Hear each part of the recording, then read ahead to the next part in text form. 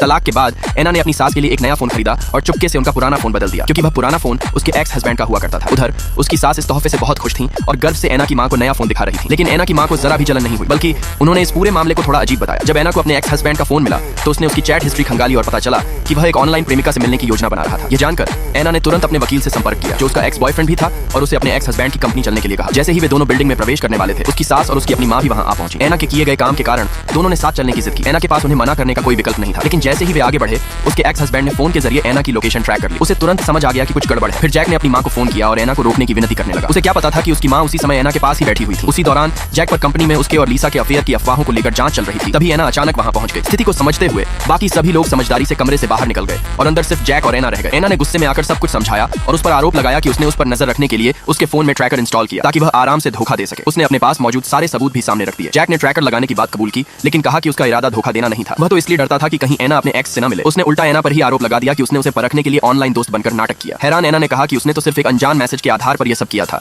जिससे उसे जैक की सच्चाई का पता चला। एना को शक हुआ कि यह सब लीसा की चाल है और उसने लीसा की सारी चालाकियों का पर्दाफाश कर दिया। जैक यह सुनकर दंग रह गया। उसे कभी अंदाजा नहीं था कि जो इंसान बाहर से इतना सीधा साधा लगता है, वो अंदर से इतना चालाक हो सकता है। अपनी बेगुनाही साबित करने के लिए जैक ने सच्चाई की तह तक जाने का फैसला किया।